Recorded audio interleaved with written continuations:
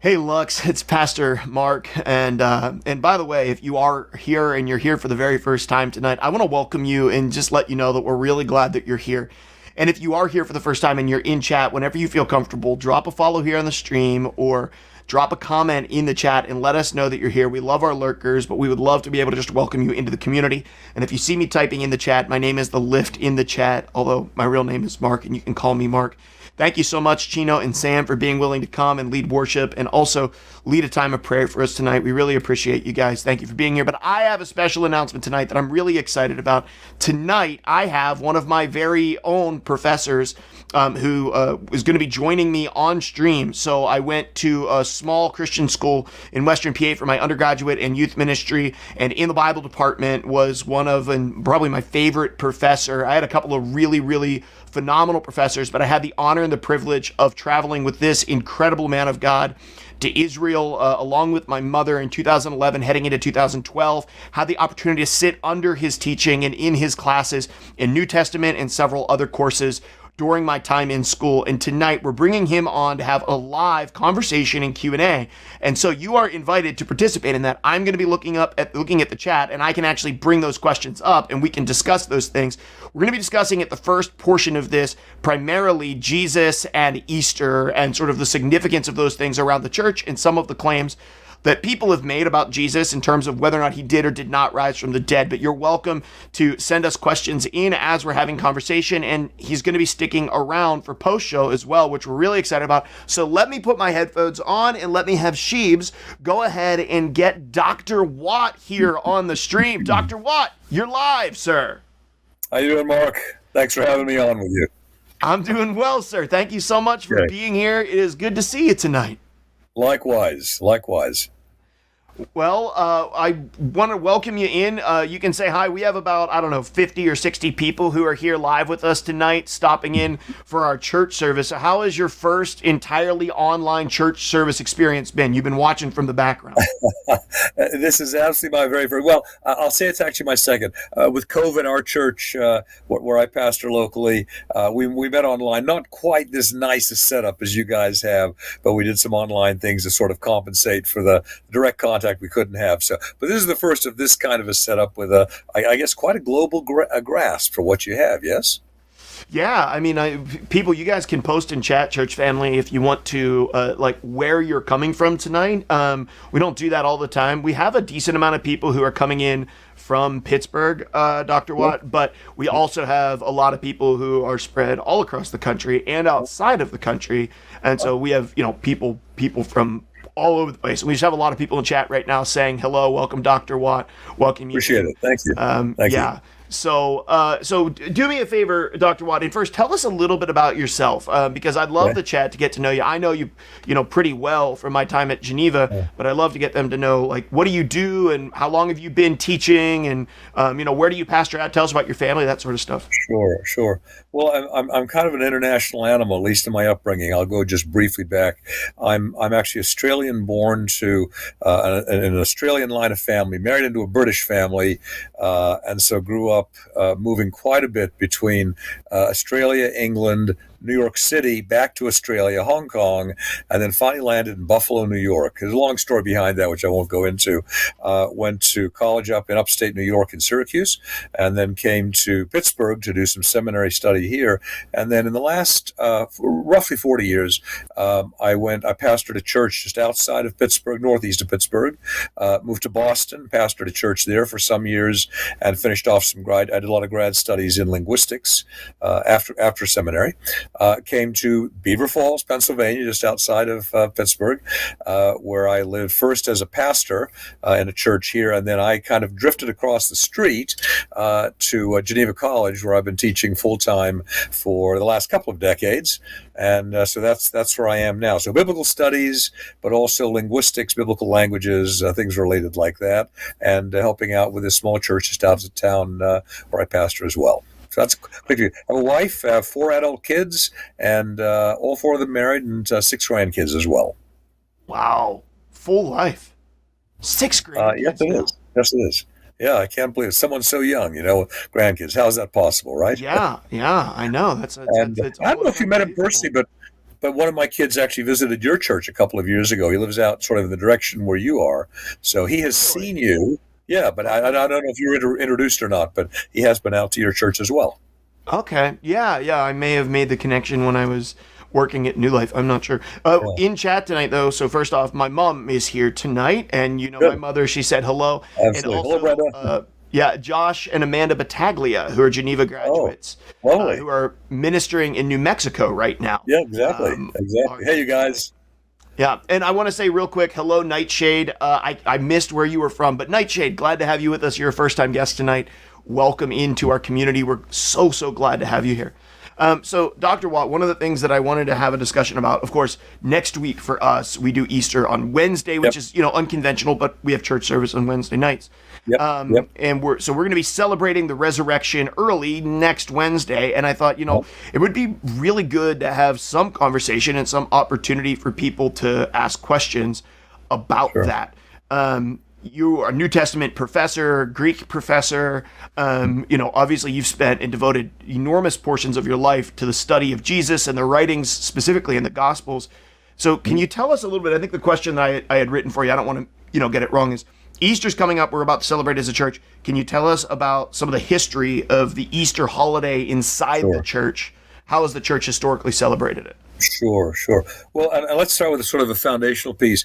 Easter is so important because it's remembering the bodily resurrection of Jesus after death, after spending a weekend having been brutalized, tortured to death, and as humans understand it, dead over the weekend, and then after that, very much alive and circulating. So we're looking at an event which is, according to the book of Romans, for example, Romans 1:4 says is an event, the resurrection, is the verification that Jesus is the Son of God. In other words, it's not just something that happened to happen, but it's something that, because the power of God is so great, even over that which none of us has ultimately a victory over by ourselves, which is the end of our lives, or having imposed on us a shelf life.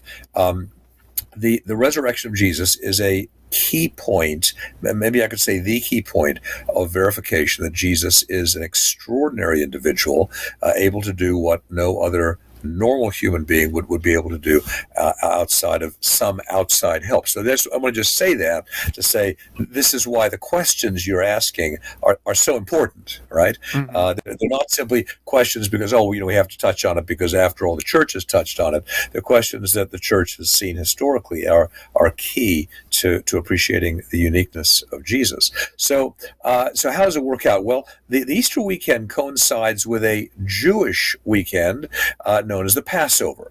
Now, the Passover involved, first off, a week-long event known as the Feast of Unleavened Bread, and then it culminated in a singular day that was sort of back-to-back with that, and because it's on a lunar calendar, it tends to move between March and April, at least as we count the years. So springtime, basically, but that's why the date moves a little bit each year in our calendar. It's lining up with the Jewish lunar calendar. And what happens is at that time you have large numbers of Jews from not only the Middle East but also in many places from a distance around the world coming in to celebrate what had historically been recognized for something on the order of 13 to 1400 years since the time of Moses. And Passover is a remembrance that when God took the Israelites who had been slaves in Egypt for a fairly extended period of time, and in some extraordinary ways leads them out of Egypt northeast, eventually landing up in what we today call Israel. And the Passover remembers the fact that in the course of doing that, God causes an enormous number of difficulties to come upon the Egyptian population, but then facilitates the exodus of Jews out. And so every year Jews around the world would celebrate that. That was the weekend when authorities at the time of Jesus decided. This was when certain Jewish leaders, not all of them, but certain Jewish leaders and some key Roman leaders in so many ways agreed, yeah, this guy's an annoyance. It'll be much more convenient if we simply dispose of him, get rid of him. Except the surprise, of course, is after the weekend, he's yet alive once again and very much circulating. So I just wanted to sort of draw some attention to why this whole question is so important to begin with. Yeah. And I'm going to ask a follow up on there because I think it's really interesting. I mean, in the scriptures, I mean, if you grew up in the church, even if you didn't, and you know at least a little bit about Jesus, you probably know that there's all of these different miraculous works and occurrences that are attributed to him, right? Yep. Yep. So why is the resurrection the proof that his claims about being God are accurate or could be accurate, and not any one of the number of, like, raising somebody from the dead like he did Lazarus, or healing someone that's blind, or healing someone who had leprosy? There's many evidences that he was in some way, Yep. shape, or form more than what had met the eye, but it's the resurrection that Christians look at and say, this is the thing that sort of like marks Jesus Christ as a person of divinity, right? Yeah, yeah, that's right. Yeah, and what you said again, I just want to affirm it that all these things are working together. It's not an either or, but of course both and, which is in effect what you're saying. And they show, for example, his power over nature, his power over the human body, his power over circumstances, power over illness, and so forth. But what you get in in his own resurrection is power over something which human beings to some extent can do healing, and not in a miraculous way necessarily, but at least in ways to help the body.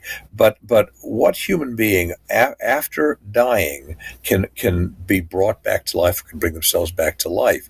And the early church realizes this because they go through a shift sometime in the relatively early years. We're not exactly sure when they move from being sort of closely accustomed to the traditional Jewish calendar, which recognizes the seventh day off, seventh day of the week. In that figuring is what would be corresponding to our Saturday. Okay. Sure. And Christians say, you know what? It's on the first day of the new week when Jesus was resurrected. That's, of course, what we traditionally have called Sunday. Okay. So sometime fairly early on, to go back to one of the earlier components of your question, the church seems to meet. Now, it can meet any day of the week. It can meet lots of different times, lots of different circumstances, but seems to place a particular recognition on the fact that on the first day of the week, we have the remembrance.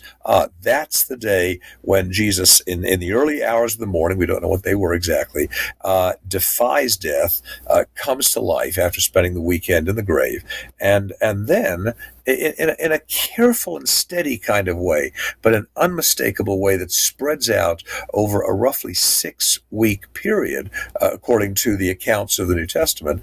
He starts to interact in various ways, in conversation, in visits, in meals, in a few miracles yet again.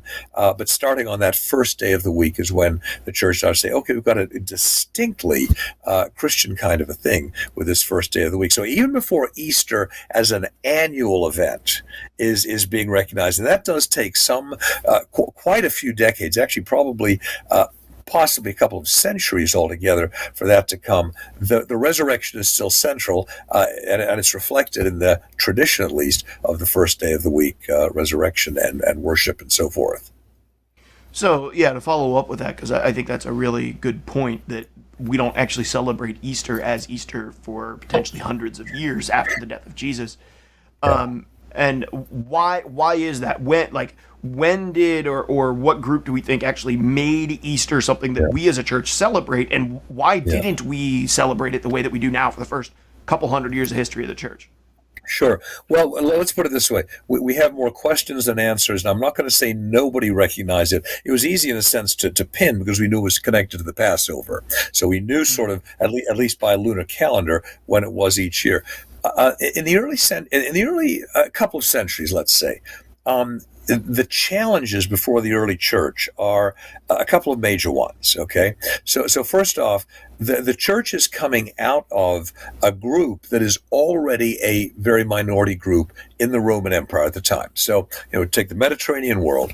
There are Jews sort of spread throughout it, but they are a very, very small minority. What you have then with the church, when the church is a mixture of Jews who are believers in Jesus, and then very gradually, and then suddenly very quickly, but still as a minority within a minority, you have a growing presence of people without a Jewish background coming into the church and fairly quickly outnumbering Jews, which is an interesting demographic shift in the early church. Now, what's the church struggling for? Well, existence.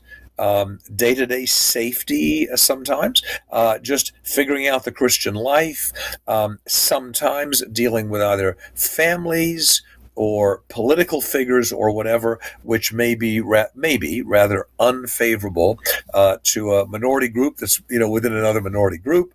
And so what they seem to be focusing on is sort of how do we grow? How do we survive? What do we do in times of pressure? And I don't want to say the whole history of the early church is persecution, because that's not quite accurate.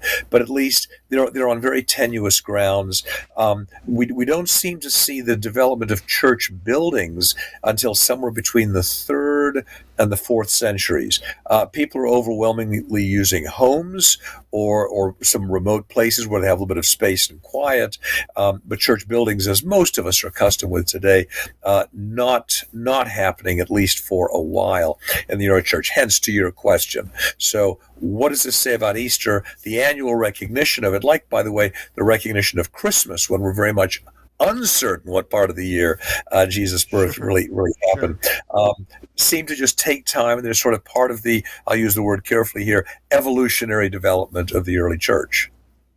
Yeah, absolutely. Well, thank you for sharing some of that. One of the things that I wanted to make sure that we talked about is that there's a handful of different claims as to that. I don't know if attacking is the right word, but want to point out that maybe Jesus didn't rise from the dead. Perhaps something else happened.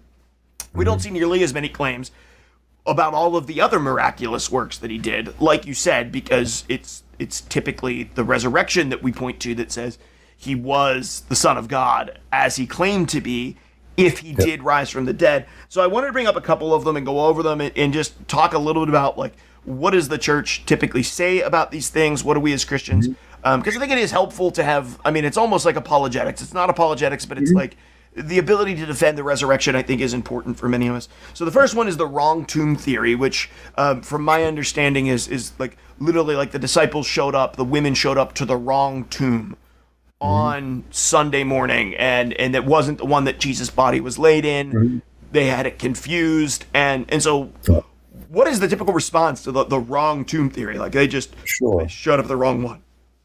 Well, and if I may, if you allow me, I'm going to actually, can I answer one question which you didn't ask, but sort of goes behind this very question, which is, is it legitimate to even question the idea of the resurrection of Jesus? And what I like to say to people is, absolutely, yes, it's quite okay to question these things, because as everyone knows, our experience with the life of anything from plants to animals to people is things have a lifespan, and when the lifespan's over, it's over. That's the way our experience works. So I don't mind. I want to just say outright, I don't mind when people question and ask these kind of questions. I see them as healthy questions and reasonable questions. So let's go to the wrong tomb piece. Is it possible people make the mistake and go to the wrong tomb? Absolutely. I've done it when I've gone to visit tombs of people I know who are buried somewhere, and I go to where I think it is, and I get the wrong place. So the fact that someone could temporarily get the wrong tomb, easy enough.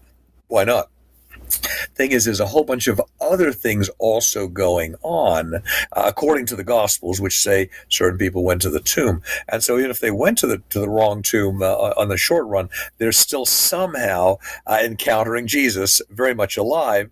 And the tomb where eventually people would, he was buried here, wherever exactly it was in Jerusalem, and they're saying it's now empty. And the guards who were there, who were what we think Roman guards, whatever they saw, heard, or whatever, they took off, and there was something unnerving to them. So again, temporarily, perhaps wrong tomb, but a whole bunch of other things are happening that suggest there's more to the story than just a temporary mistake, even if there was one.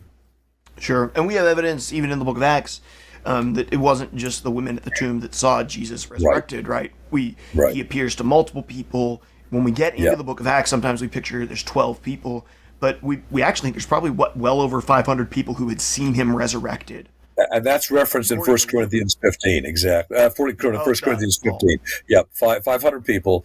We don't know the occasion or the location, but it is referenced there. In fact, yes. That's correct.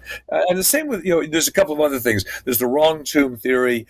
There's what we call, what people have called the swoon theory. The swoon just means, you passed out. And again, it's a reasonable question. Could Jesus have been alive but unconscious? very reasonable question to ask. Here's why it seems not really plausible. Jewish tradition, and by the way, the New Testament says his friends and family followed the tradition, was to take a body of someone who had died and basically to smear the body with a sort of an ointment-like oil that was mixed with various spices, sort of cover the whole body with it, then wrap the body in a variety of cloths and wrappings and wrap it up tightly. And basically, if someone were alive, they would have suffocated anyway. It doesn't seem to hold water that he could have simply been passed out. And especially after that degree of brutalization of the body that involved not just the crucifixion, by the way, but the what's called flagellation that preceded that was worse than whipping is bad enough, but in a flagellation, what the Romans called the half death, the person had was basically had all the skin ripped off their back, cut into their muscles to the point of exposing the internal organs. This was the gruesome process of bringing someone near the point of death but not killing them, as a way of just breaking and destroying the person. And he went through that, then the crucifixion, and whether he died, physiologically by choking to death, bleeding out. There's a number of possibilities, a number of reasonable scenarios, but one way or the other, they made sure he was quite dead by the taking of a spear. He would have been slightly above the ground on a cross, not necessarily way high up, but suspended slightly above the ground, and a person with a spear, a soldier spear, would take the spear, shove it under the rib cage, run it up through the chest, and it pierces the heart, which is why, as the Gospel of John describes it, a mixture of blood and water come out. The evidence is not only the heart's been torn open now, but the blood had already ceased to circulate, and the serum had separated from the red blood cells. Again, just another part of the picture that says we're looking at a genuine death here, not a passing out, but a genuine death. Yeah. And, part of the theories that go along with this, questioning the death of Jesus, I've also heard, it was, in the grand scheme of things, it was a deception, right? The disciples wanted to continue this, and so they stole the body. The soldiers fell asleep. They stole the body, and then after stealing the body, they sort of represented Jesus themselves to people, although it was them disguised. It really wasn't him.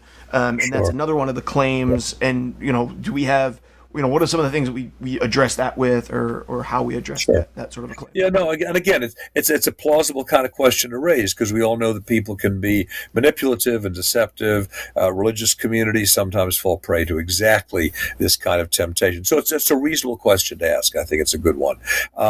Again, here's what comes to mind. Interestingly, if I allowed to, want to cite a movie that came out a few years ago called Risen. And I'm not usually a fan of movies about Jesus. I'm not too attracted by them. When Hollywood does something, I have some mixed feelings sometimes about it. The interesting thing in the movie was this, and they choose someone who's a historical in one sense and fictitious in another, namely the soldier who has sort of overseen the process of the execution of a criminal, and he's intimately acquainted with the horrible stuff that's done, and he knows he did his job. He knows this guy is dead, and then as the movie, in a very interesting kind of way, depicts this guy getting glimpses. I think I saw the guy that I'm sure I had executed. And the Gospels are maybe not quite as dramatic as the way the movie shows it, but I think that's kind of together an answer to the question is someone who was quite sure, some ones who were quite sure we lost this man are now saying, wait a minute, I saw him here, or wait a minute, I sat down and had breakfast with him there, or wait a minute, I was in this room with a bunch of my friends and he shows up in the middle of the room and starts interacting with us, or somebody else. This is from Luke 24. Two guys are on their way walking from Jerusalem to a small town called Emmaus, just outside of town, and along comes this guy who they don't recognize at first, and they're interacting with him for quite some time. They sit down, have a meal with him, and then realize, oh, this is Jesus, resurrected. So these kind of stories are are told in the four Gospels, Matthew, Mark, Luke, and John, some of them complementary, and showing up again in the book of Acts, and then other secondary accounts being told by others who are acquainted with the first 1 Corinthians 15, Paul references people, where Paul himself did not see the immediate bodily resurrection of Jesus, but had a spiritual encounter with Jesus later. So I think that's what I like to do, is emphasize, if we're open to the messages that the early writers of the Gospels have given us, the picture we're getting is really a series of pictures of people who are saying, I thought this was all over, and then I saw this incontrovertible firsthand visual evidence that there was more to the story. Yeah, I think one of the other things that helps expand on that too is when you look at the story of the disciples, 10 of the 12 of them, Judas, of course, hanging himself, John, exiled, 10 of the 12 are martyred. And you don't get martyred for something that you made up. Yeah. Not usually anyway. That's right. Yeah, not usually. One of those people is Jesus' brother. I'm going to talk about that next week at Easter, James. Yep. And listen, if it's going to take a lot for me to convince my brother Kyle that I am the Son of God to the point that he's willing to die on that, That's right. on that hill. Right, it's going to take a lot. That's never happening, right? And that's a great deal of evidence, I think. The actions of the disciples afterwards, and also the Bible doesn't really depict the disciples in that great of a light until the book It of does Acts. not. That's correct. Yeah. If you want to claim that we staged this thing, then you're probably there on the day that Jesus comes out of the tomb. You're waiting there the moment that it happens, right? But as it stands, there was nobody there on the day that he came out of the tomb, right? He was still hanging out whenever the women came by. These people are as human as you and I are, and realizing the horrible things that played out Friday, and had to be thinking to themselves, if the Roman government can do that kind of thing to someone like that, someone so visible, someone who at least had a lot of followers, if the Roman government can do that to him, my life is in danger as well. Stay out of the limelight.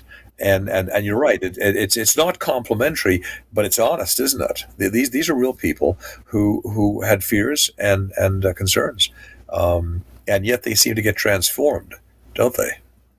Yeah, absolutely. Yeah, their lives are totally transformed. We see that in the book of Acts and moving forward. We had a question from the chat. Dr. Watt, does the passion of the Christ represent the events of Jesus' crucifixion accurately, in your opinion?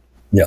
I have not seen the movie through. I've seen glimpses of it, read a fair bit about it. My impression, and so please take this as I haven't seen it firsthand, but my impression is much of it was actually quite good. And it got to the brutality in a way that more popular visual things don't necessarily show. My understanding as well is the movie was very creative in sort of evoking a sense of the evil that was running behind the human activities.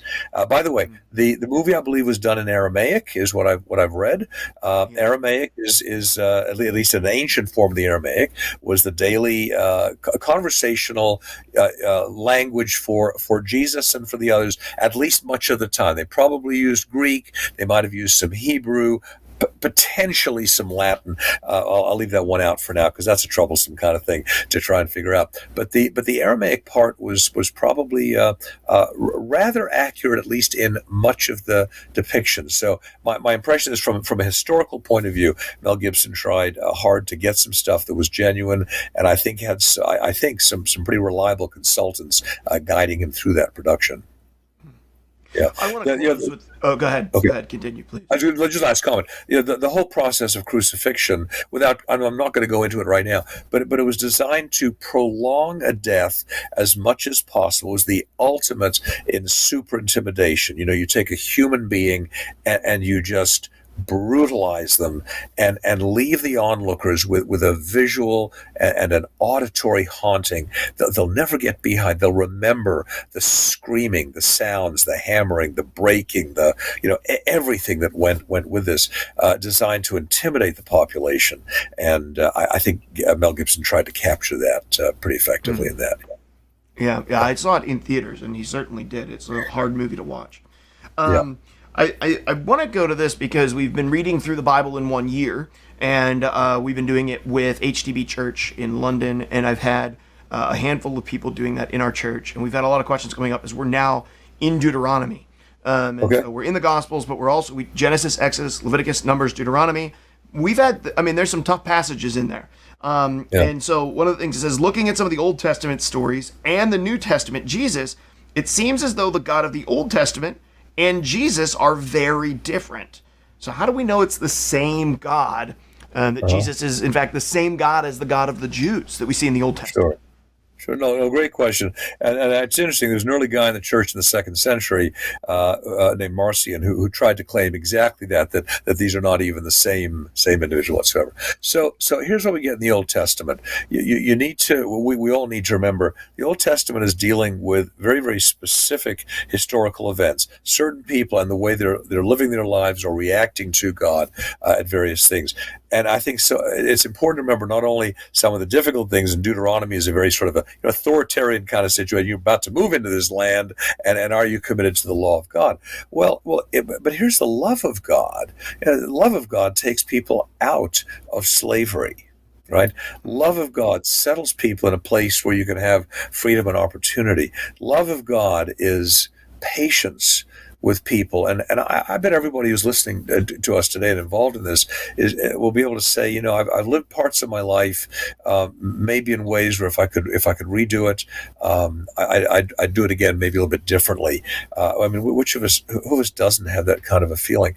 And so you see the patience of God, the forbearance of God, the way in which God works with people and helps them to love Him. So if we can sort of tune up the volume on that aspect of the Old Testament and realize some of the hard things that are there come out of the holiness of God and are reacting to people in specific time periods and places, that may help us out. And it's interesting, you come to the New Testament, you do see the love of, Jesus is pouring out love everywhere. You also see in Jesus someone who's picking fights with religious authorities, someone who disrupts not the worship of the temple, but all the business that's going on, someone who at times is pretty blunt with people. And it's interesting, in the book of Hebrews, chapter 12, here's a New Testament book, and it refers to God. It says, our God is a consuming fire. So I'm just saying you see a lot of the love of God still in the Old Testament, and you do see some of the harshness and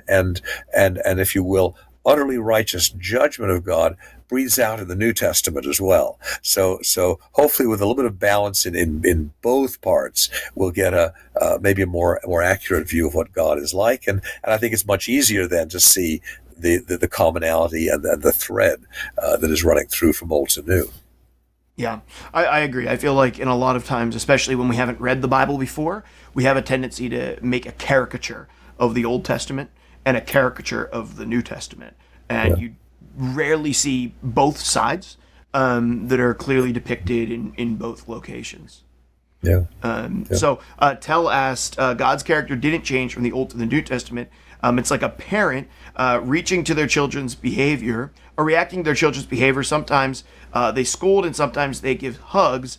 It is all done out of love, though. It's absolutely true, and I think we do also see, the literary function of some of the Old Testament passages is to emphasize different aspects of God's character. There's some truth in that as well. Yeah. Some of those Old Testament books are really heavily emphasizing the holiness and the apartness and the divinity of God, whereas the New Testament, the eyewitness accounts, that's not their primary function. So I like the analogy that was offered there. I think it's a great one. Yeah, I agree. Dr. Watt, thank you so much for being here. If you're able to stick around for a couple more minutes, we're actually going to do the Lord's Supper here. And then after that, we'd love to do maybe come back if people have people have some specific questions for you. Yep. Okay, awesome. Thank you so much for coming on tonight, Dr. Watt. We're going to pull you off screen. We'll be back in just a minute with you. Okay.